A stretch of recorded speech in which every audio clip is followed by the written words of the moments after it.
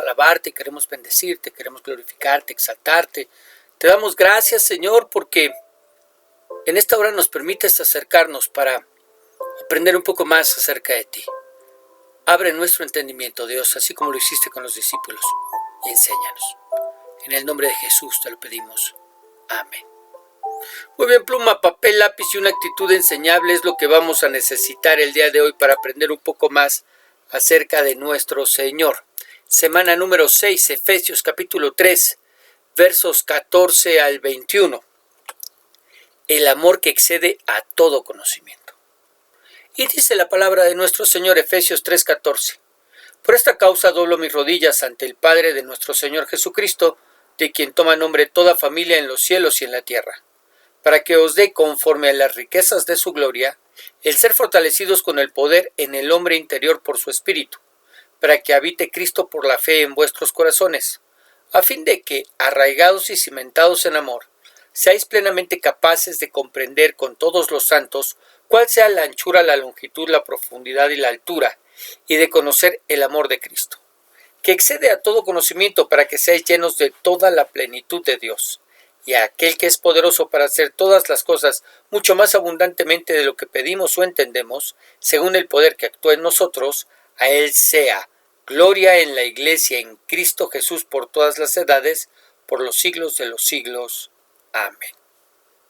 Ahora, después de que Pablo nos ha hablado acerca del misterio escondido desde la eternidad pasada y que por fin ha llegado el tiempo de que nos sea revelado, hablando de la Iglesia, ahora se dispone a orar por todos los santos sin dejar de enseñarnos a través de su oración. Vamos a verlo. Efesios 3:14. Por esta causa doblo mis rodillas ante el Padre de nuestro Señor Jesucristo, de quien toma nombre toda familia en los cielos y en la tierra. Y comienza diciéndonos que dobla sus rodillas. Nosotros sabemos que hay formas de orar. No solamente hablamos de la estructura gramatical que nosotros usaremos para levantar nuestra voz a Dios, sino hablamos de las posturas que en determinado momento podríamos llegar a tomar delante de su presencia. Pablo nos dice que dobla sus rodillas en esa postura del cuerpo que manifiesta humildad. Me estoy humillando delante del Señor. Nosotros a través de la Biblia sabemos que la gente oraba a veces de pie con las manos levantadas y los ojos mirando al cielo. En otras ocasiones lo hacían de rodillas, en otras ocasiones lo hacían sentados y había quien incluso hizo oraciones aún acostados en su lecho de enfermedad. Todas oraciones escuchadas por Dios, pues la postura exterior no tiene tanto que ver como la actitud de mi corazón con la cual levanto mi voz a Dios. Y nos dice que dobla sus rodillas ¿ante quién? Ante el Padre. Y Pablo nos dice que no puede hacer otra cosa después de habernos comunicado cómo es que Dios ha hecho de gentiles y judíos un nuevo pueblo en la iglesia, más que orar. Y llama la atención porque nos dice que ora al Padre.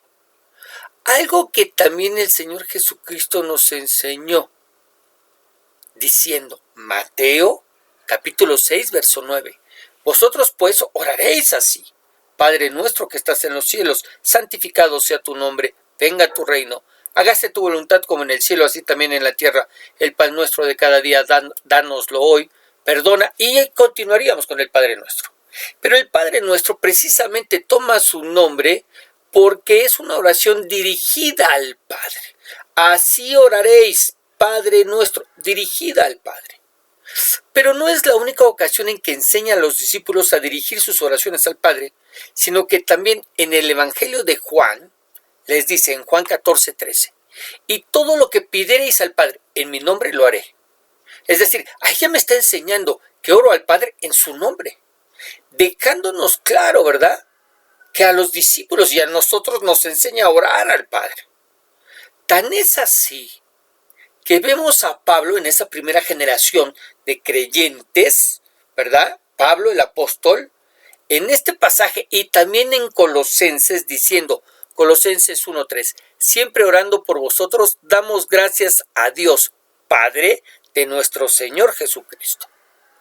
¿A quién oran? Al Padre, al Padre.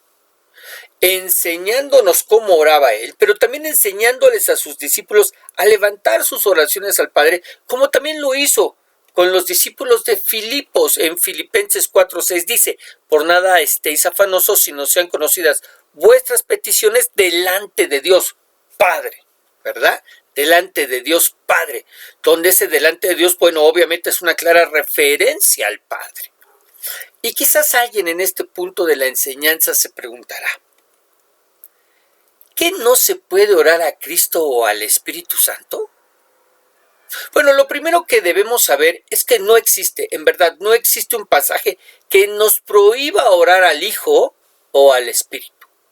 Es más, hay pasajes que son una clara oración al Hijo o al Espíritu, como por ejemplo, mire, Apocalipsis 22:20, que dice: el que da testimonio de estas cosas dice: ciertamente vengo en breve. Recordemos que esto lo está escribiendo el apóstol Juan, lo está recibiendo porque está mirando, tiene una visión y está escribiendo todo lo que es y se dice en medio de la visión. Y dice: ciertamente vengo en breve. Amén, sí ven, Señor Jesús. Y esta última frase, amén, sí ven, Señor Jesús, es una frase dirigida al Hijo, de manera que podemos decir que se está orando al Hijo.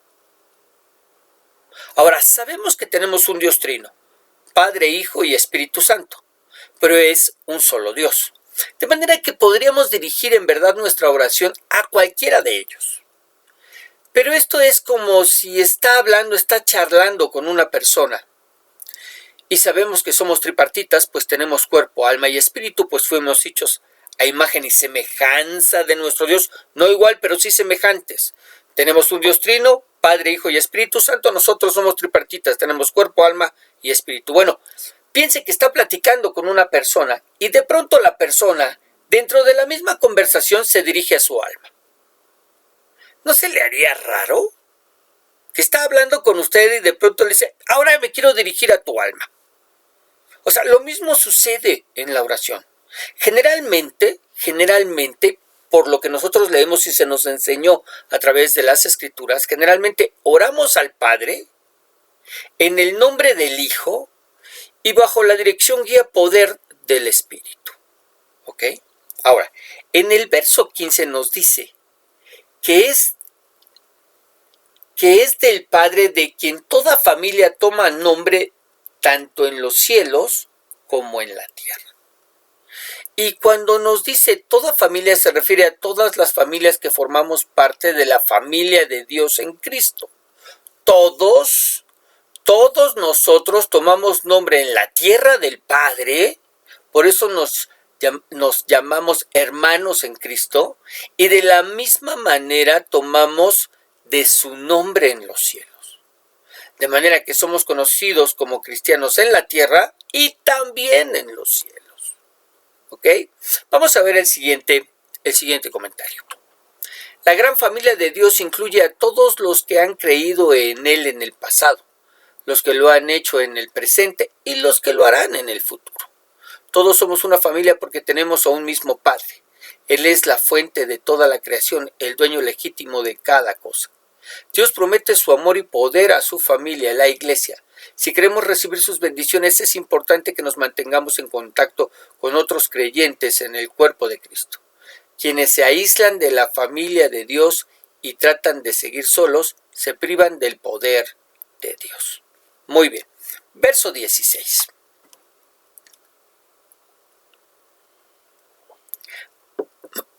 Para que os dé, conforme a las riquezas de su gloria, el ser fortalecidos con el poder en el hombre interior por su espíritu. Muy bien, ¿qué ora Pablo? Que seamos fortalecidos en nuestro espíritu, por eso habla del hombre interior, ¿verdad? Para que seamos fortalecidos en nuestro espíritu, en el hombre interior, por su Espíritu, por el Espíritu Santo, que es quien nos habita y fortalece con la capacidad que hay en Dios. ¿Cuánto es eso? Bueno, es una cantidad muy generosa de fortaleza, pues tomamos en cuenta que es el mismo Espíritu que levantó al Señor Jesús de los muertos, el que nos habita. El mismo espíritu que en el principio se movía sobre la faz de las aguas y que actuó junto con el Padre en la creación.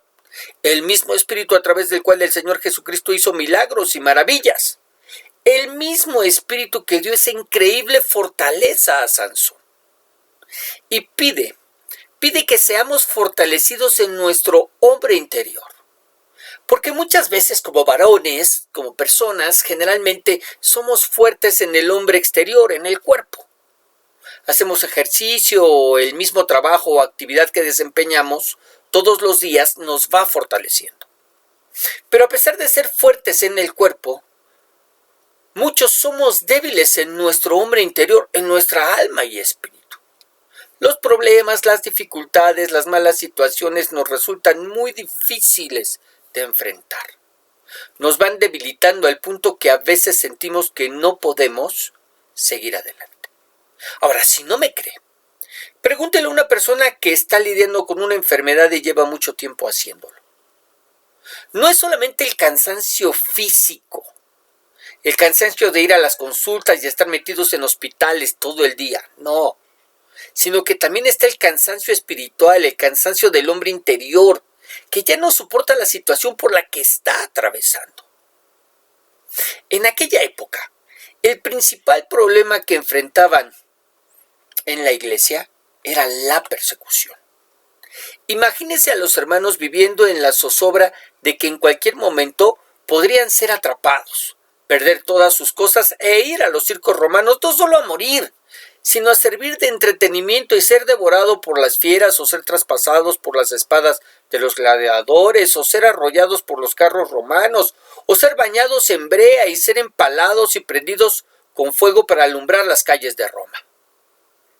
¡Qué presión! ¡Qué estrés! Por eso la oración de Pablo. Y continúa diciendo, verso 17. Para que habite Cristo por la fe en vuestros corazones, a fin de que arraigados y cimentados en amor, seáis plenamente capaces de comprender con todos los santos cuál sea la anchura, la longitud, la profundidad y la altura, y de conocer el amor de Cristo que excede todo conocimiento, para que seáis llenos de toda la plenitud de Dios. Mucho que explicar. Ok, ¿dónde es que habita Cristo? Vamos a empezar por ahí. ¿Dónde es que habita Cristo? Dice, en nuestros corazones. En el asentamiento de nuestros pensamientos, sentimientos y voluntad. No en el corazón órgano, ¿verdad? Sino en nuestras mentes, donde se originan los pensamientos, donde se originan los sentimientos y donde tomamos decisiones, donde se encuentra nuestra voluntad. Por eso cuando llegamos al Señor, lo primero que comienza a cambiar es nuestra manera de pensar. Dios nos ama tal y como llegamos a Él, pero no desea vivir en la porquería que se ha convertido nuestra mente. ¿Qué hace? Comienza a limpiarla. ¿Cómo? Bueno, la limpia a través de la obra del Espíritu que nos redarguye, ¿verdad? Ahora nos habita y nos redarguye. Y en segundo lugar, por medio de su palabra, la Biblia. Ahora, Pablo ora no solo para que Cristo viva en nuestras mentes, sino que nos encontremos arraigados y cimentados en el amor de Dios. Arraigados como un árbol que echa raíces profundas y los fuertes vientos, los huracanes, las tempestades e inundaciones no lo pueden mover de su lugar. Y cimentados como un edificio que gracias a sus cimientos no es posible derribarlo. Miren, el Señor Jesús lo enseñó en Mateo 7:24. Cualquiera pues que me oye estas palabras y las hace, le compararé a un hombre prudente que edificó su casa sobre la roca. Descendió la lluvia y vinieron ríos y soplaron vientos y golpearon contra aquella casa y no cayó porque estaba fundada sobre la roca. ¿Ok? ¿Dónde? A pesar de los problemas, a pesar de las dificultades, a pesar de las enfermedades, a pesar de las desgracias, las aflicciones por las que pasemos, nunca dudemos del amor de Dios. Y a pesar de estar atravesando por todas estas cosas, seamos capaces de comprender 4 cosas: lo ancho, largo, profundo y alto del amor de Dios. Es decir, cómo a pesar de lo que estemos viviendo, pasando, atravesando, estemos seguros que el amor de Dios es tan grande por nosotros que es imposible el que podamos apartar, alejar, separarnos de Él. Es imposible el que podamos apartarnos, alejarnos, separarnos de Él. Es imposible. ¿Por qué? Porque su amor es tan ancho, es tan largo, es tan profundo, es tan alto, que no lo podemos rebasar. Ahora, ¿cuál es el propósito? El que seamos todos llenos de la plenitud de Dios. Para que seáis llenos de toda la plenitud de Dios. Ahora, ¿qué quiere decir eso? Recordemos que Pablo nos ha hablado de que las aflicciones por las que atravesamos no solo las estamos pasando nosotros, no. También nuestros hermanos en todo el mundo atraviesan por las mismas dificultades, sobre todo en relación con el Evangelio. Ahora, si todos tenemos al Espíritu Santo morando, viviendo dentro de nosotros, y estamos todos siendo fortalecidos por ese mismo Espíritu, en conjunto entre todos tenemos a la plenitud de Dios, el Espíritu, morando en medio nuestro. ¿Ok? Ahora, por favor, piénselo de manera individual para que podamos ser sorprendidos. Sígame. Sabemos que es el Señor Jesucristo en quien habita corporalmente toda la plenitud de Dios. ¿Dónde lo leemos? Colosenses capítulo 2, verso 9. Porque en Él habita corporalmente toda la plenitud de la deidad. Ese en Él es Cristo. Porque en Cristo habita, o en Cristo Jesús, o en el Señor Jesucristo habita corporalmente toda la plenitud de la deidad. ¿Ok? Ahora, en nuestra relación con el Señor Jesús, se nos ha dado el Espíritu, porque hemos recibido el Espíritu, somos templo del Espíritu Santo, pero la Biblia nos dice que Dios da el Espíritu sin medida. ¿Dónde dice? Juan 3:34. Porque el que Dios envió habla las palabras de Dios, pues Dios no da el Espíritu por medida. ¿Qué quiere decir esto? Que nos ha dado de su plenitud. No nos dio un poquito de su Espíritu, nos ha dado todo el Espíritu. Tenemos tanto del Espíritu como espacio tengamos en nuestro ser interior para ser llenado. Esa es la realidad. Tanto como espacio tengamos en nuestro ser interior para ser llenado. Ahora, piense que esa plenitud no solamente mora en mí, no solamente mora en ti, sino que también en tus hermanos de tu congregación. Es más, también en los hermanos del municipio, de todas las iglesias que están en el municipio en donde vives. Pero también en los hermanos del estado completo.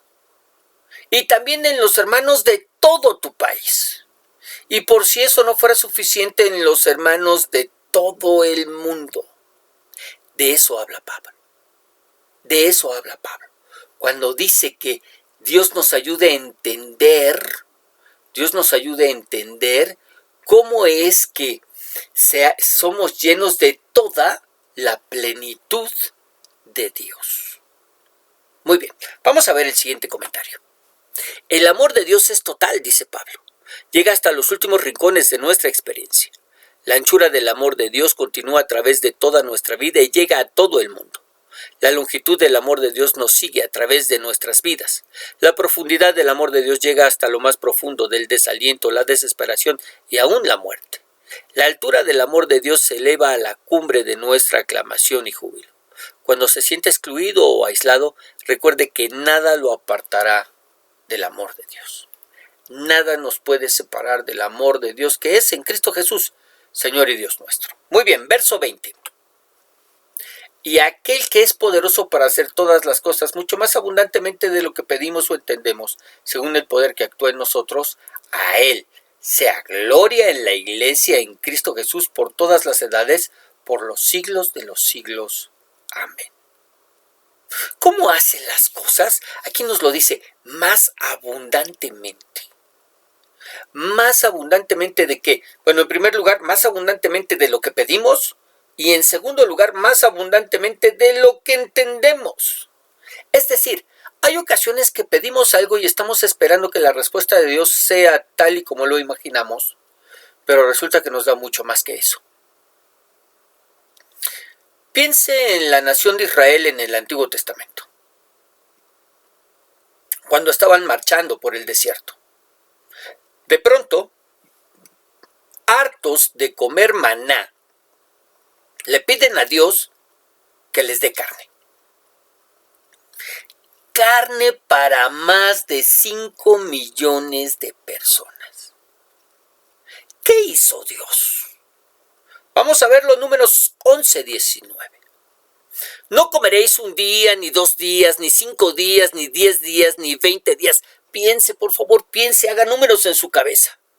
Para 5 millones de personas, carne para un día, para 5 millones, ni 2, ni 5, ni 10, ni 20 días, sino hasta un mes entero, hasta que os salga por las narices y la aborrezcáis por cuanto me menospreciasteis a Jehová que está en medio de vosotros y llorasteis delante de él diciendo, ¿para qué salimos acá de Egipto? Hace las cosas mucho más abundantemente de lo que pedimos o entendemos. Ellos jamás imaginaron que iban a comer un mes entero de carne para 5 millones de personas. Otro ejemplo lo tenemos en el Nuevo Testamento con la alimentación de los 5,000 con 5 panes y 2 peces y de donde quedaron 12 canastas llenas. Vamos a verlo en Mateo 14-19. Entonces mandó a la gente recostarse sobre la hierba y tomando los 5 panes y los 2 peces y levantando los ojos al cielo, bendijo y partió y dio los panes a los discípulos y los discípulos a la multitud. Y comieron todos y se saciaron, todos comieron, todos se llenaron. Y recogieron lo que sobró de los pedazos, 12 cestas llenas. Y los que comieron fueron como 5,000 hombres, sin contar las mujeres y los niños. Los exégetas piensan que hablamos de una multitud como de 20,000 personas. Les dio más abundantemente de lo que ellos pudieran pensar, de lo que ellos pudieran pedir o entender, pensar o imaginar.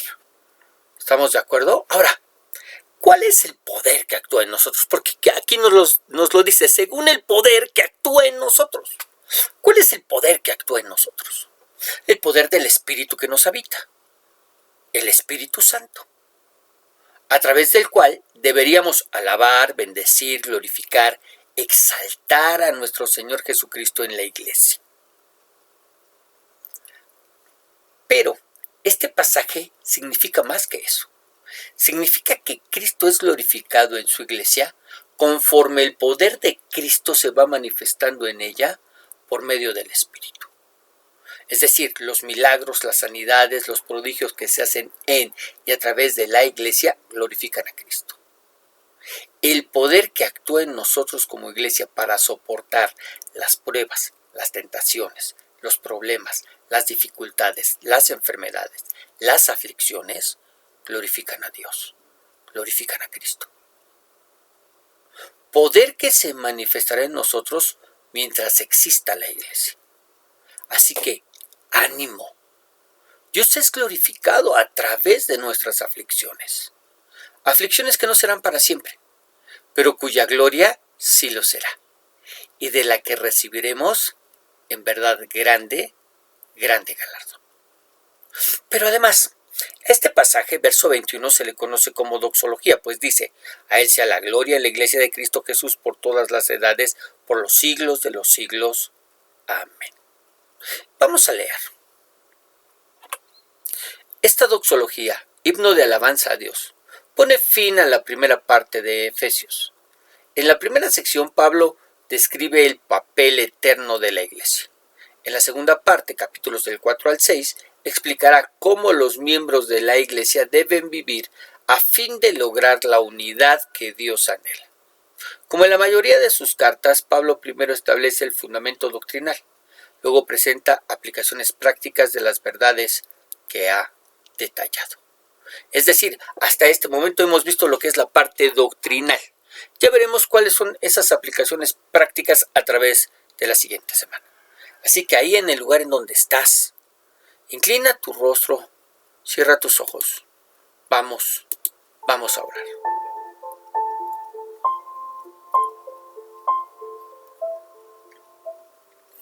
Padre, te damos gracias, pues al principio orábamos pidiéndote que trajeras tu revelación, entendimiento a nuestras vidas, para que pudiéramos comprender, Señor, lo que tú nos querías enseñar el día de hoy a través de tu palabra. En el nombre de Jesús, te damos gracias, Señor, pues, Padre Celestial, nos has sorprendido como lo acabamos de ver, nos has dado mucho más abundantemente de lo que podemos pensar, imaginar, suponer. Oh Dios, en el nombre de Jesús, permite que esta palabra no regrese vacía, sino que cumpla con su propósito en nuestras vidas y nos permita, Señor, nos permita cumplir con el eterno propósito por el cual hemos sido llamados. En el nombre de Jesús te lo pedimos. Amén. Muy bien, que el Señor te bendiga y que el Señor te guarde, que el Señor haga resplandecer su rostro sobre ti y te dé paz. Le pedimos al Señor que Él siga magnificando y glorificando su nombre a través de tu vida. Y le damos gracias por este tiempo que nos ha permitido estar juntos. Te recuerdo solamente, nos escuchamos todos los días a través de un devocional, los días domingos a través de una reflexión, y todos los lunes recibes tu estudio bíblico. Que el Señor te siga bendiciendo.